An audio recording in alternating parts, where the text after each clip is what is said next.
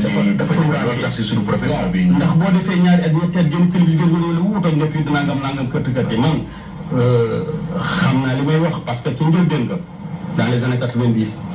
da ngay def benn émission wala nga def benn reportage wala def loolu riir mi bari boobu portable amul fixe wote Elisabeth Ndiaye dafa ma daan araftu sama jigéen la sama mag la sama xarit la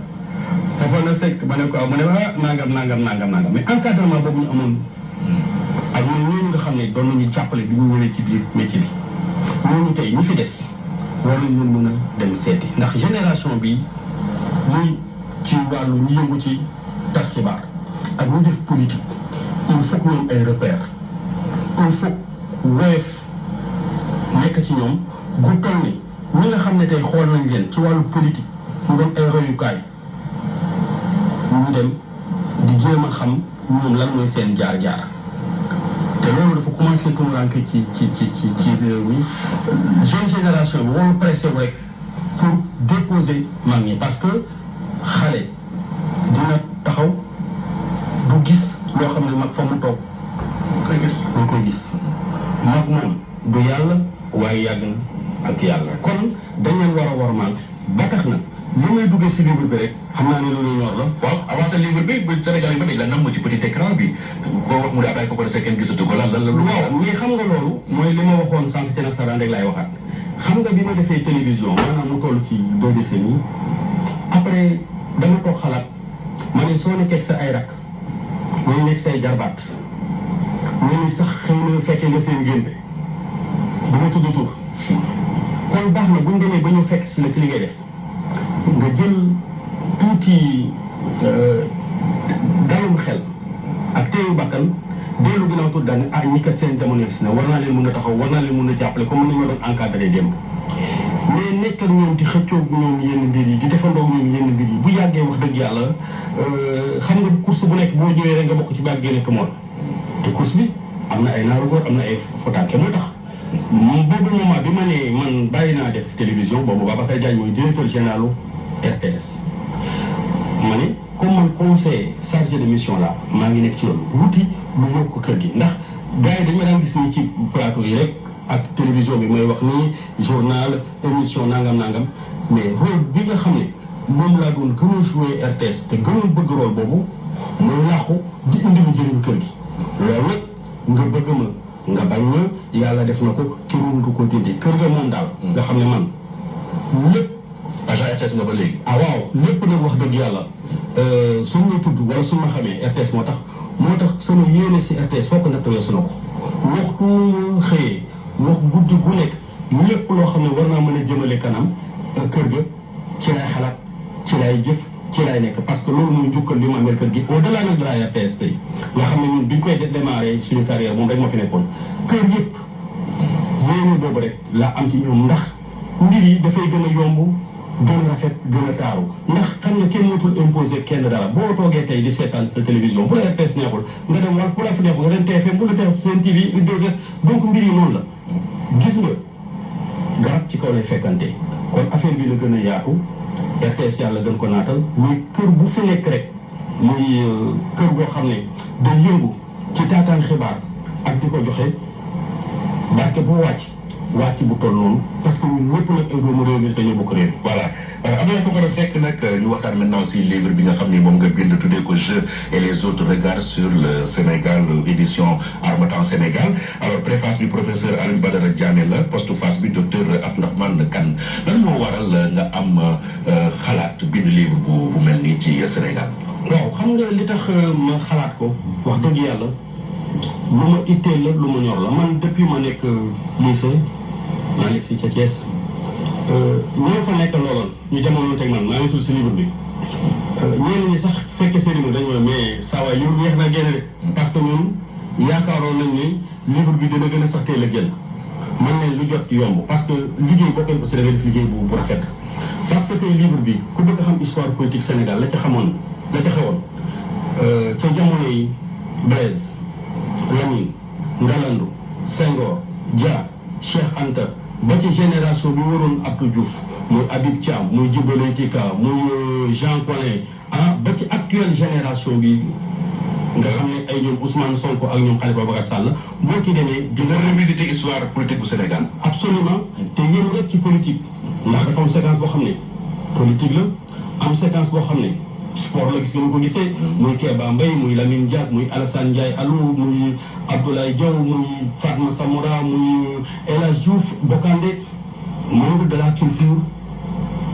monde des affaires ndax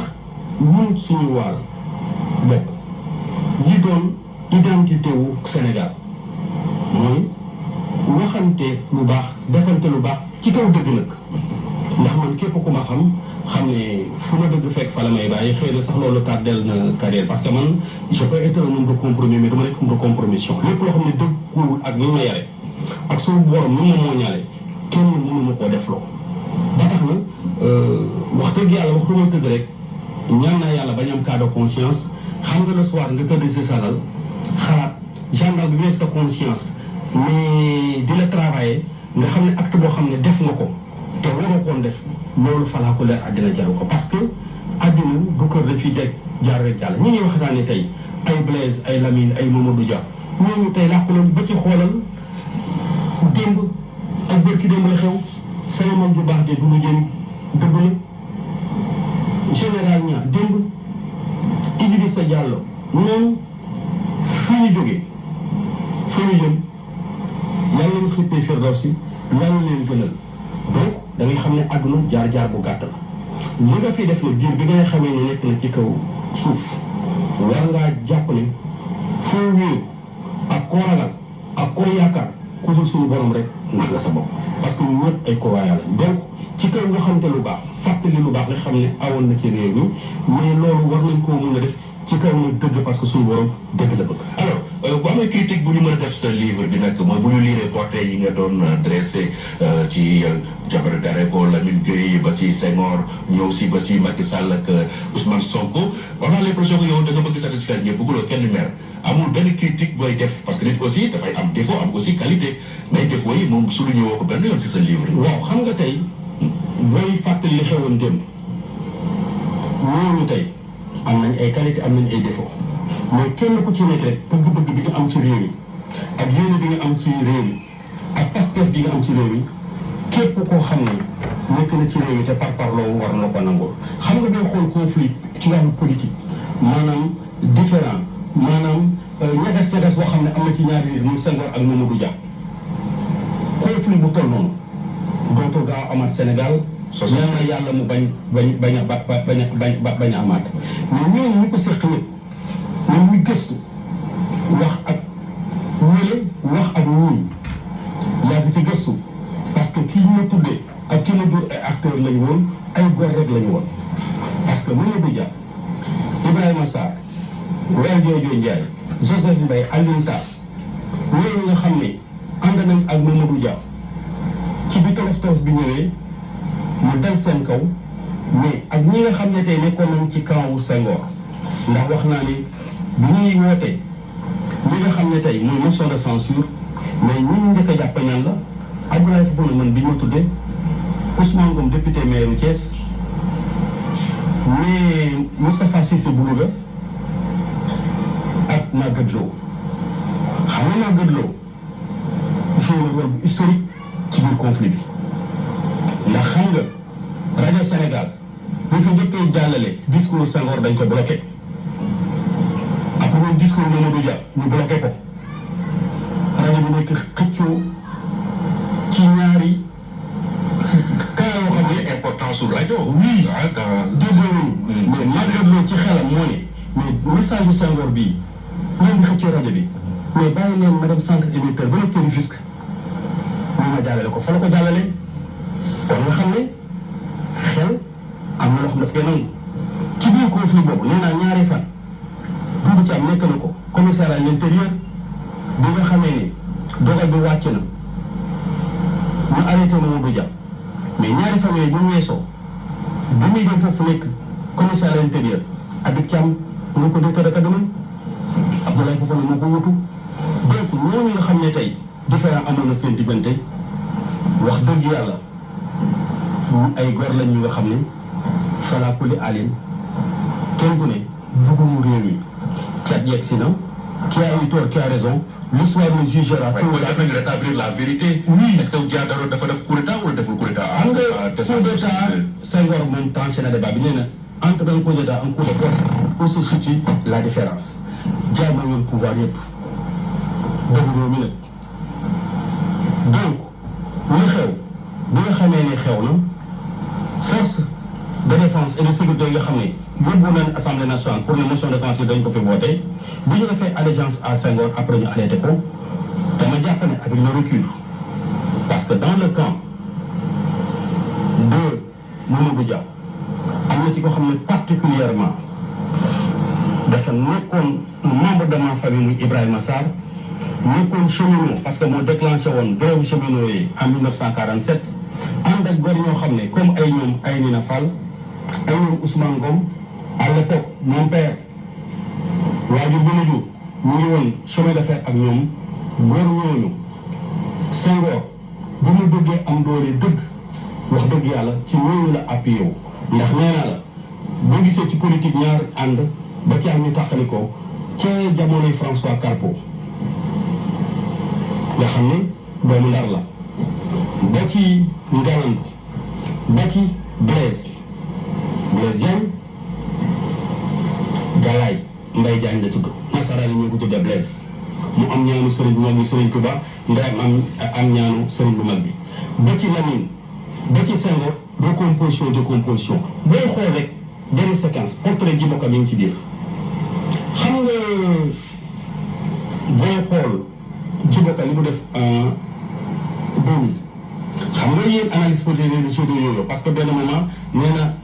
Abdoulaye Wade ba caaga mu ne Abdou Diouf ci portrait bi ma def séquence boobu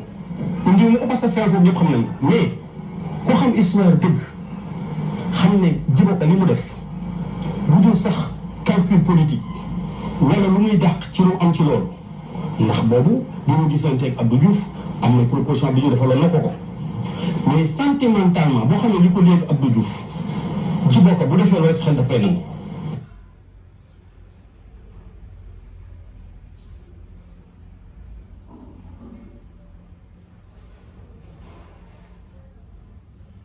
cabinet fii politique yi tas réew mi ñu di ko xëccoo mosu ko intéressé yaru Senghor la xaalis itteelu ko Diouf nga bëgg ko bañ ko dañ koy seedeel loolu mais Senghor distance bi mu amoon nii ci xaalis Diouf amu ko mais Diouf bi mu nekkee en 2000 difficulté taxaw Djibo dem fekke ko ñi ko gaañ ñi buñ xamoon histoire dëgg-dëgg du leen war a jaaxal ndax Abdou Diouf Djibi Diouf magam yaay Diouf a ko jur Maodo Badara Magat ñoom la bokkal ndey ak baay Kumba de moo leen jur ak Ndiaye Diouf mais Abdou Diouf am na ay doomu baay Yacine Tutaan ak Souleymane xam nga kan la jur Bojol Ka ca Jolof tante Djibo lay pika la donc Djibo Ka ak Abdou Diouf benn famille bi la boo xamee histoire kon bu ne këttale joom rek ñoo dàqee kéwél mu jëm àll da koy dàq mu jëm kër mënu woon ñàkk a bañ a def loolu. politique mën na leen jaxase mais. bu jotee. non dama lay expliqué voilà genre instant grégaire lañ. mais dama lay wax boo demee tey supposé dëkk bu mel ne Thiès la ma dëkk gis nga ni ñu bootee roganti ki nga xam ne moo di Senghor premier président de la République Thiès dañ ko dooleel député maire bi ko wut ñu Ousmane Ngom dooleel Jean Collin nga xam ne fils adoptif de Thiès la dooleel Boubacar Sall ba ci Idrissa Seck bii nga xam ne su Wade pexe mu ne def nañ ko pour mu fekk Thiès sottiwul ba tey bi muy dem fekki Macky Sall. kon Thiès dafa yàgg nekk xolu politique bu Sénégal. mais absolument parce que lépp Senghor fa la defee lépp te madame Adrien Senghor moo fa nekkoon riche commerçant mu ñëw di ko seet si dafa ñëw vacances groupe de Thiès taxaw Mody Tall Ousmane Ngom Abdou Karim Sa Idrissa Seck jógee fa ñu ngi chemin de fer ay ñoom ay Nina Fall Gor ñooñu ñoo dooleel Senghor suñu rôle bi nga xam ne joué na ko mais Thiès boo demee ba léegi parce que ci biir livre bi man wax naa ne doomu Thiès fa laa dëkk Thiès am na ay doom dinaa ci tudd kenn koo xam ne na ma sax baal parce que buggul sax nit di tudd këram ndax moom dafay làqu sëriñ la dara itteelu ko lu dul toog rek ci ruqam di def li nga xam ne war na ko def muy Abdoulaye Diop rek moo nekk ministre bu nga xam ne ci Abdoulaye Wade ba mu ko sosee en 2000 ba 2012 bi muy jeex moom rek moo ci nekk ci nguur Abdoulaye benn ministre la ci du ci ñaar avant ça inspecteur du trésor service sous Senghor plafonné sous Diouf nekk ak Abdoulaye Wade tey mu nekk vice gouverneur de la banque centrale président Macky Sall bi ko fa yóbbu xam compétence am ak loyauté ak ni mu noppee ak diine ji nekk ci moom moo tax mu yóbbu ko fa ci li ma jàpp ci sama gis mais boo demee tey Thiès ga ñu bokk ñun ñëpp waxtu fa ne yunu mais la koy topp kenn xamul mu toll. parce que tout simplement dañ ko naw ci wàllu jikko. xam nga jikko waaw ci wàllu jikko boobu sax ñëw. waaw bu ñuy rafetlu jikko homme politique yi ancienne génération bi la ñuy gën a tudd. voilà mais léegi lan mooy différence wu ñooñu doon politique bu njëkk ba ak politiciens yu tey jii. parce que ñooñu dañ ko doon def ci kaw dëggu ci kaw ngor ci kaw jom transhumance amul boobu diggante SFIO ak BDS mais moo la woon lan joor ak tubaab ba mais kenn xalaatul kan la àndaloon nga woon ko ginnaaw boobu ñii jaral na leen dee mais duñ ko def. dañoo politique par conviction. léegi nag ñu baal ma politique li ci ëpp li tax homme politique yi aussi dañ leen di condamné mais dañu sonn gis nga clientèle politique moo bàyyi. ay œuvre sociale ambulante lañ pratique. oui moo tax moom aussi dama leen di wax ne leen dafa métti clientèle politique mënoon nga ko yor nga ko defal nga ko mu topp la bu jeexee falaa ko lee aleen jeex na te am na góor ñoo xam ne bu ñu àndee ak yow gis nga am na ñu doon voté Lamine Gueye ak Senghor ba léegi seen i sëtaat il vote toujours pour le parti socialiste. boo xoolee supposons le président Macky Sall ma profité ci pour gërëm ko sant ko Pierre gis nga teraanga bu dee fukk da ngay jël juróom delloo juróom bu confidence mun naa ko wax fii parce que man jëf ju baax dama ko livre bi mu génnee président bi ma wooyee te xaaruma ko sax wax ju rafet ji mu wax ak dal bi mu ko defee ak yar bi mu ko defee maa ngi ko ciy gërëm di ko sant ba loolu wéyee na mu tënk ak man def na ko mooy jëf ju mel nii ku ko def man dinaa la taxaw dinaa la jàppale def na ko. mën a tàgg nga ko si livre bi bu baax. non si ñëpp laa ci boole du moom rek loolu jiitu na jëf jooju loolu dafa jiitu jëf jooju parce que livre bi la li la def nii mën nga bind livre autant de portrait ëpp na sax 50 amu ci kenn ku wàññi ma ne ko man du ma ŋàññi nit parce que nit kii da ngay xool ni moom wax dëgg yàlla yaag moom matu leen xam nga lu tax doomu aadama matadi suñ borom ñi nga xam ne ñoo sàkk ñëpp su doomu aadama matoon rek mu matadi moo tax doomu aadama yi dañuy matadi moom moo rek muy mat xam nga suñu borom ñu bari gàtt gis-gis dañuy defee ne ñu ngi ci kaw xam nga daraja ji moo koy ba nga xam ne dañuy séntu defee ne mi ngi ci kaw ñu ngi fépp ku ne moo la gën a jege sa xol ku ne xam ne li ngay bëgg kon réew mi dama lay ñaan rek man li ma gis muy sama axe Pierre kenn mënu maa wax loo ci nit lu bon kenn mënu ma ko def loo parce que li ma xam ci yow rek moom lay wax te aussi góor ñi fi nekk war nañ changer paradigme yi parce que bu fekkee ne man mën naa ñëw taxaw mais écoute Pierre Edouard nit ku baax la nit ku yiw la nit ku mel ni mucc ayib ñu ne mais kii lan lay wax. ñu ay dóor la mais ay dóor la. mais du ay dóor day wax li mu gëm parce que bind livre te kenn yëgu ko tàgguwoo kenn jàppalewu la ba ñëpp xëy gis ko kon li ngay def xam nga ko mën nga ko damay leeral wax di wax xam nga kon leer na nañ kon képp koo xam ne rek ñëw nga gis nga ko kontaan nga félicité nga ma wala jàppale nga ma mais wax dëgg yàlla dama la koy santé te réew mi am na ay nit ñu baax li ngay gis benn des fois ñu ŋàññi ko wala ñu kii ko wala ñu kii ko ku jiite rek ñu ngi dal sa kaw ndax dès lors que tu es dans l'espace public il faut nga nangu ki la xam ak ki la xamul xoolal lu ko neex wax ko ci yow.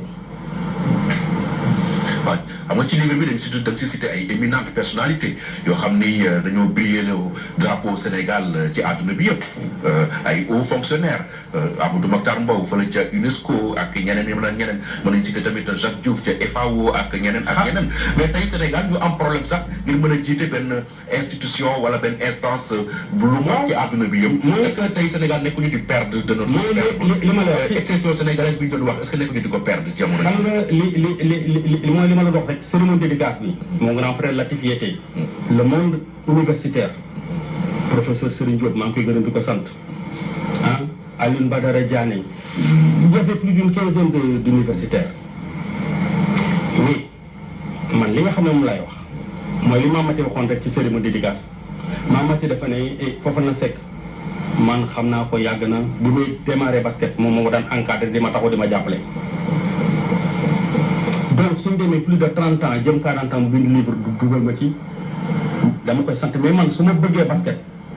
su ma dee def basket yàlla ak koo xam ne dama ko gisoon sopp ko muy Mariamba Caca capitaine équipe nationale basket nekkoon Blaise Diagne di jàng après bi mu amee bac la dem université fi médecine. ma ne ko mais Mamadi ki ngay wax boroom këram mu ngi nii toog ci salle bi Cheikh Mbacké Soura moom professeur Moustapha Soura bi ma tijji livre ñoo bokk ndey ak baay. kooku soo ko gisee tey ñu mel nii xam-xam bi mu yor néew na ko am ci réew mi parce que boo amee baccalauréat bi sama liste mathématique supérieure la dem jàngi bitim réew carrière yëpp def fi daal madame professeur Moustapha Soura xam nga deful terminal première la amee baccalauréat ñu université de Dakar def droit après dem jàngi ko ba nekk ci ak am kàngam. genre yooyu rek dañu war a offrir à Lamine Diack dama lay wax fekk tey waxuma ngir parparloo man sama baay la sama xarit la dañ ko complot sur le plan international parce que nasaraan yi duñu nangu nit ku ñuul di jouer yenn rôle yi di briller mais tolof-tolof bi mu amee mun naa ko wax fii tey damay wax ngir yàlla am na secret d'état yoo xam ne sañu ma ko gis nga li ma xam ci réew mi sañu ma ko bind ci livre parce que dama toog sama kër baay rek gis seen wax Ousmane Ngom Ibrahima Sarr Abdoulaye Fofana ces hommes d'honneur ont bercé mon enfance et forgé ma personnalité man fu dëgg ji pare naa ci waa kër Serigne Touba Kër Alaaji Malick bref mais président Macky Sall bi affaire bi amee ba léegi la diplomatie ne s'étale pas sur la place publique lépp lu mu ci mën mu ngi ciy xëy di ci gont pour Lamine Diack génn ci jafe-jafe yi. ah ma jëloon baax tamit publiquement mu exprimer son soutien. waaw mais xam nga tey dossier bu nekkee ci loxo yoon. parce que tamit dafa amoon benn bataille médiatique. non xam nga bu nekkee ci solo ci xam nga non bataille médiatique boobu anglais ñoo ko déclenché. Sébastien Coe moo remplacé Lamine parce que dafa mës a jàpp ne Lamine avait un penchant pour Sergueï Boubka. Voilà le fond du problème. nasaraan yi complot ko xeex ko doomu Sénégal la doomu Afrique la mais li ma ci mën a wax ci tënk ndax man je veux rester un homme d'état am yoo xam ne dama koy junj rek parce que ay kilifa ci réew bu ñu tee toog di wax ak yow am na ci loo xam ne ngor mayu la ko nga di ko génne mais li ma mën a wax rek tey à l'endroit du monde sportif à l'endroit de sa famille président dossier wu Lamine Diack guddi ak bëccëg musul jóg ci di ci xalaat musul jóg ci trouver solution. mais tey le fait que instance internationale yooyu nga xam ne doomu Sénégal yu bëri dañ ko doon jiite briller si Sénégal tey mënatul am lu mel noonu. léegi loolu du problème. léegi nag sànq dañ koy wax ñu waxaat ko ngir yàlla rek nivellement par le bas bi moo baaxul parce que dëkk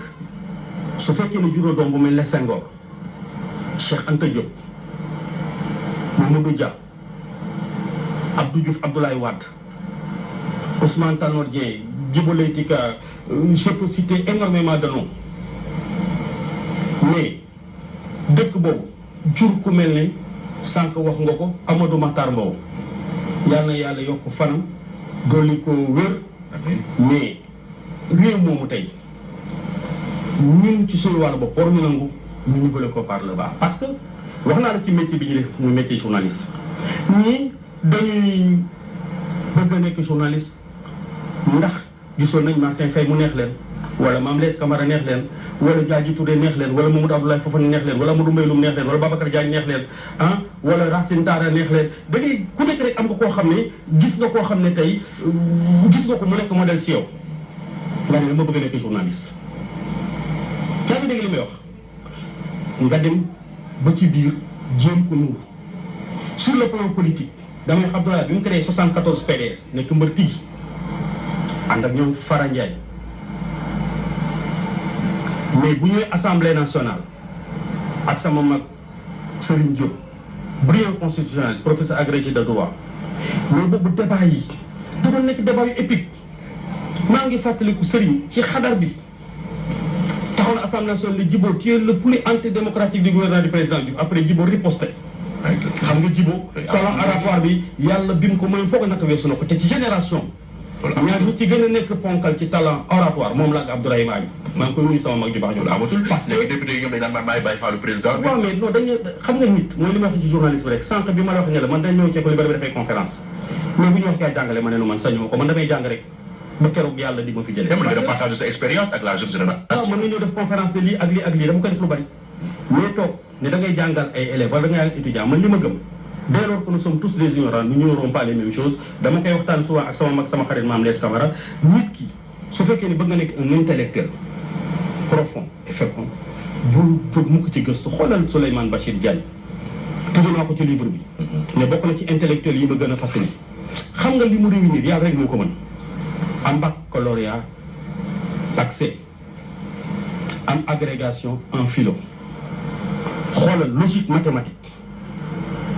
mu def ko ci poosam xoolal ni mu nekkee à l'aise ci làkkum nasaraan noonu la nekk un exégète du Coran noonu la maîtriser Coran bu def wër adduna bi def ay conférence da ngay xam ne kon xam-xam moom solo donc moo tax homme politique yi comme journaliste comme képp ku nekk ci réew mi man dama gëm ne xam-xam am na solo il faut ñu ni di ko wuti di ko taataani parce que bu dul loolu am na loolu yoo xam ne bis bu ñu la ko bëggee joué loo dañ lay xeet te asgor walu nangu ko xeet ndax yàlla mi ko sàkk daf ko teral te ñooñu aussi ñu leen di ériger en référence. non voilà loolu suñu part de responsabilité. ñun mooy des médias. voilà pour ndaw yi mën a am ci ñu ñuy roy. mooy ba fekkee fecckat yeeg bon on a rien contre les danseurs et tout ça mais fekkee ñooñu la ñu ériger en modèle aussi loolu mooy explique peut-être le nivellement par le bas bi ñu doon wax. boo gisee nag voilà ma bind livre célébrer le Sénégal dans sa diversité ñëpp ma rafetal lépp loo xam ne ñaawteef la te xam naa ko moo bàyyi ko mais pour que xale yi ak ndaw ñi nga xam ne dañu bëgg a def politique ak ndaw ñi nga xam ne sport dafa leen passionné koo xamul histoire nga leen gis ko boo gisee nga bëgg ko nuru te xam ne wax dëgg yàlla réew mi defante lu baax waxante lu baax Pierre yàlla noppi na ba pare gis nga nit ki mënu fexe rëy pexe ba li yàlla tudd ci moom xoolal du nekk gis nga destin ak destinée dañoo nuroo te bokkuñu. léegi yàlla pour ñu jeexal rek lan nga gën a bëgg tey lecteur bi retenir ko ci sa livre bi. mooy rapidement jëf ji daal li ko sabab mooy wane ne Sénégal réew la moo xam ne ay nit ñu baax ñoo fi nekk ay nit ñu yiw ay nit ñoo xam ne seen histoire dootul fay ci biir Sénégal wane ni wax dëgg yàlla des fois nit ku boot bukki xaj baw la am na position yi dafa metti xam nga tey boo nekkee position chef d'état damay jox boobu exemple rek xam nga ñu lay ngaañ sa da ëpp sëy bi say soppe pourtant loolu li ko indi rek mooy position bi xam nga Ablaye Wade tey bu génnoon fii tey riir topp ko président Macky Sall bi jiite Sénégal gis nga bu ci paree li mu defee ko doxantu dugg ci oto ànd ak doomam wër kii yooyu te dara fekk ko ci gis nga tey bu pouvoir bi jeexaatoon moo tax fi Sénégal bu génnee nit ñi wër ko xam nga Sénégal yi noonu lañ bindoo moment bi nga xam ne li nga yor ñëpp bëgg nañ ko am na ci loo xam ne dinañ ko wax wala dinañ la ko def da ngay comprendre rek ne position bi nga nekk moo tax mais gis nga bu dul loolu le Sénégal est un peuple particulier ba tax na mën ngaa wax ba yàqu waaye mënoo wax ba yàq réew mi moo tax ci samay bind ñaan naa yàlla du ma bind ngaa ñi kenn du ma ñaan yàlla di bind di wax ci nit lu bon ndax bu ëllëgee même ñooñu nga xam ne sax nekkatoon fi seeni doom ak seen sëtë ñu fi mu nekk ay jam-jam yoo xam ne dara jaru ko fi ànd waxante lu baax defante lu baax bañ a jaayante lépp ci ngor ak fula ak fayda ak jom. merci beaucoup jërëjëf Abdoulaye Fofana Seck nekk journaliste bind tamit livre bii di Je et les autres regards sur le Sénégal édition Harmattan Sénégal ñi lay gërëm bu baax. jërëjëf Pierre kontaan na lool ci waxtaan bi maa ngi ñaan rek wax dëgg yàlla wax ji lu ci jaarul yoon rek moo koy jégalu mu yéene bi rek moo doon wax. ci réew bi nga xam ne wax dëgg yàlla kenn mu gën a nangoo bëgg lépp nekk jàmm ak salaam. jërëjëf mbokk yi fii la ñu yem ak yéen ci invité mi journée ñu ngi leen di remercier ci li ngeen ñu doon suivre di leen jox rendez-vous.